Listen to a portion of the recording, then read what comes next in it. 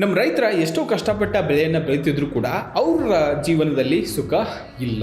ಇದೇನು ಕೇವಲ ನಮ್ಮ ಹಣೆ ಬರಹನ ಅಥವಾ ನಾವು ಮಾಡ್ಕೊಂಡಿರುವಂಥ ವಿಪರ್ಯಾಸನ? ಒಂದು ಎಕ್ಸಾಂಪಲ್ ನಾವು ನಿಮಗೆ ಹೇಳ್ತೇನೆ. ಕ್ಲೈಮೇಟ್ ಚೇಂಜ್ ಅಂತ ಕರೀತಾರೆ. ಬಹಳ ದೊಡ್ಡ ವಿಷಯ ಐತಿ.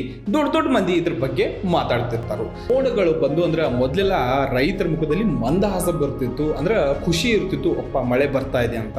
ಆದ್ರೆ ಇವತ್ತಿನ ದಿನ ಹೆದರಿಕೆ, ಭಯ ಮತ್ತು ಫಿಯರ್ ಇರ್ತಿತ್ತು. ಯಾಕಂದ್ರೆ ಮಳೆ ಯಾವಾಗ ಹೆಚ್ಚು ಬರುತ್ತೋ ನಮ್ಮ ಬೆಳೆ ಎಲ್ಲ ನಾಶ ಆಗುತ್ತೋ ಅನ್ನೋ ಒಂದು ಮನೋಭಾವನೆ ಒಳಗಡೆ ಇದೆ. ಇಂಟೆನ್ಸಿಟಿ ಭಾಳ ಹೆಚ್ಚಾಗೈತಿ. ಮಳೆದ ಬಿತ್ತಂದ್ರೆ ಭಾಳ ಜೋರಾಗಿ ಬೆಳ್ತೈತಿ, ಬೆಳೆದಿಲ್ಲ ಅಂದ್ರೆ ಒಟ್ಟ ಬೆಳಂಗಿಲ್ಲ. ನಮ್ಮ ದೇಶದಾಗ 40.9% ಫಾರ್ಮರ ಬರಗಾಲದಿಂದ ಪೀಡಿತರಾಗಿದ್ದಾರೆ. ಅಂದ್ರೆ ಅಲ್ಲಿ ಅಷ್ಟೊಂದು ಮಳೆನೇ ಬೆಳಂಗಿಲ್ಲ ದೋಸ್ತ. 32.6% ರೈತರ ಈ ಫ್ಲಡ್ ಅಂತ ಏನು ಬರ್ದಿದ್ದಲ್ಲ ಅದರಿಂದ ಬೆಳೆಗಳು ನಾಶ ಆಗ್ತಾವಲ್ಲ, ಇದರಿಂದ ಪೀಡಿತರಾಗಿದ್ದಾರೆ.